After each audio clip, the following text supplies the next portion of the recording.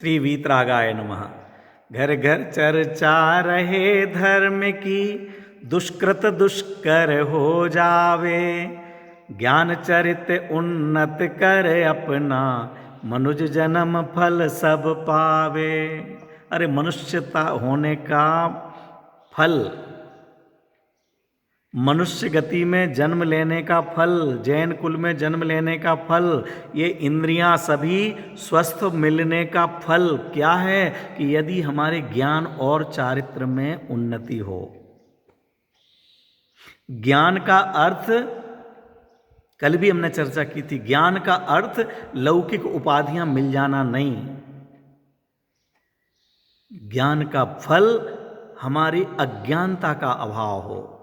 ज्ञान वह है जो हमें विवेक पैदा करे। ज्ञान वह है जो हमारे लिए भेद विज्ञान करने की शक्ति दे। आप भी अपने बच्चों को केवल भेद विज्ञान करने की शक्ति पैदा कीजिए।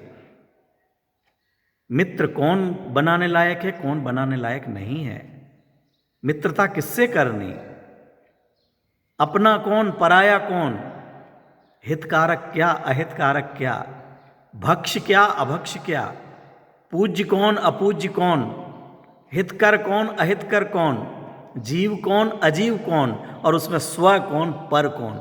ये यहाँ हमारी ये भेद विज्ञान करने की कला हम सीखें और सिखाएं। ये है ज्ञान और चारित्र की उन्नति।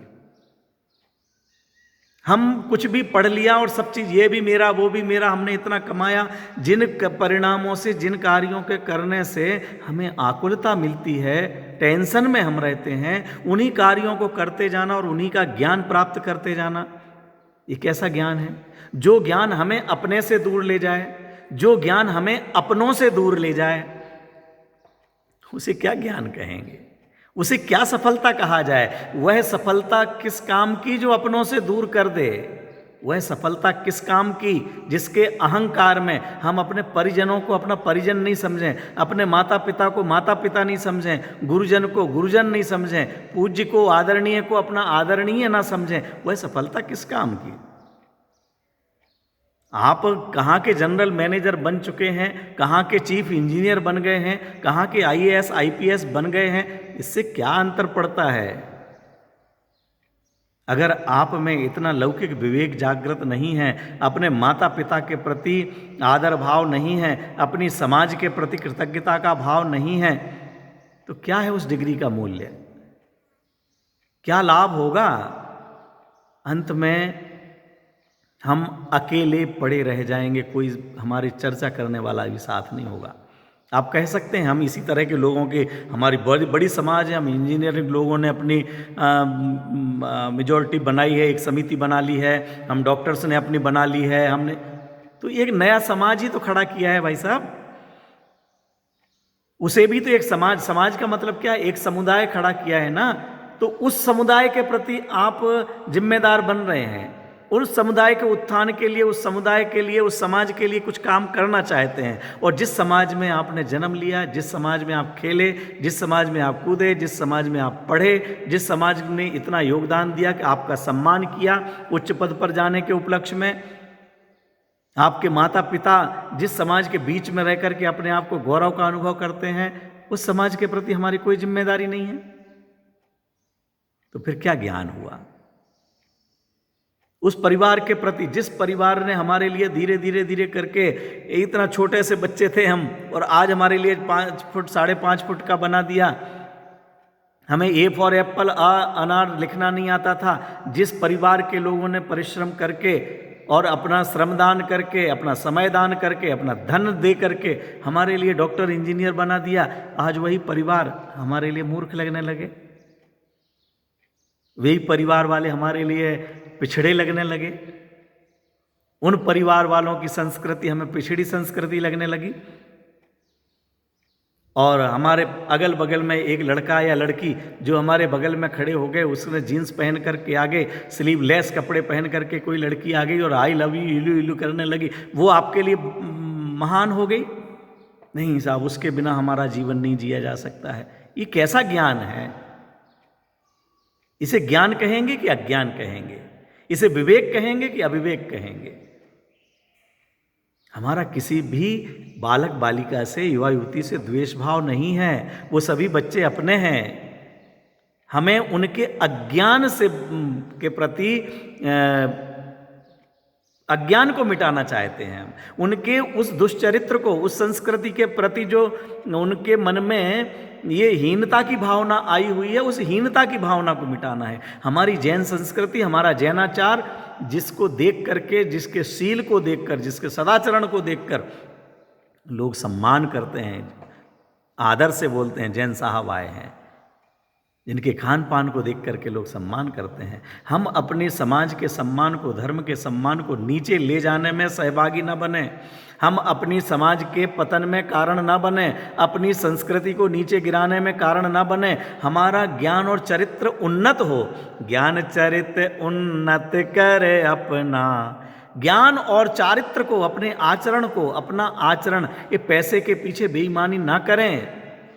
ऐसे ऐसे लोगों के नाम जब अखबारों में आते हैं, पढ़े जाते हैं और उसमें जैन सम्मिलित होते हैं, तो लगता है अरे क्या हुआ ये।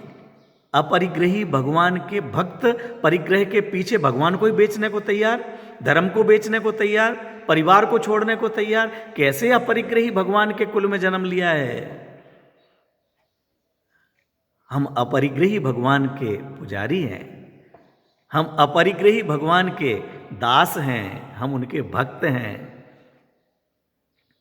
हमारे जीवन में वीतरागता, सर्वज्ञता के प्रति बहुमान हो। हमारे जीवन में सम्यक ज्ञान की प्राप्ति की तीव्र अभिलाषा हो। वस्तु की स्वतंत्रता, क्रमबद्ध पर्याय, निमित्त, उपादान, निश्चय, व्यवहार, छहों द्रव्यों की स्वतंत्रता, ईश्वर का अकर्तृत्व, ईश्वर का ही अकर्तृत्व नहीं, सारे जगत में अणु अणु की स्वतंत्रता का उद्घोष करने वाला ये जैन दर्शन हमको मिला है, जैन शासन हमको मिला है। ज्ञान चरित्र उन्नत कर अपना। हमारा ज्ञान उन्नत हो, हमारा चरित्र उन्नत हो। चरित्र तो उच्च शिक्षा से बढ़ता है। क्या राष्ट्रम समाजतः सिद्ध्येत। राष्ट्र का निर्माण अच्छी समाज से होता है। समाजो व्यक्ति भिस्त था, और समाज का निर्माण ये व्यक्तियों से होता है। व्यक्ति चरित्रतः सिद्ध्येत, ये सुभाषितकार कहते हैं। व्यक्ति का निर्माण, व्यक्ति की इज्जत, व्यक्ति का सम्मान उसके चरित्र से होता है, उसके आचरण से होता है। आप कितने परिश्रमी हैं, कितने ईमानदार हैं, कितने कर्तव्यनिष्ठ हैं, कितने कृतज्ञ हैं, कितना समय का पालन करने वाले हैं, कितने वचनबद्ध रहने वाले हैं, कितना अपने वरिष्ठ जनों का आदर करने वाले हैं, ये देख करके आपका हमारा सम्मान होता है। ये हमारा आचरण है और हमारा ये जैनाचार है। ये तो हमारा जैनाचार अतिक्रमण करना नहीं सिखलाता। हमारा जैनाचार कैसे भी पैसा कमाना नहीं सिखाता। हमारा जैनाचार अपने पूज्य पुरुषों का अनादर करना नहीं सिखाता। हमारा जैनाचार देशद्रोह करना भी नहीं सिखाता। हमारा राजाज्ञा का उल्लंघन करना नहीं सिखाता। हमारा जैनाचार कहता है राजा की आज्ञा है, उसका उल्लंघन नहीं हो।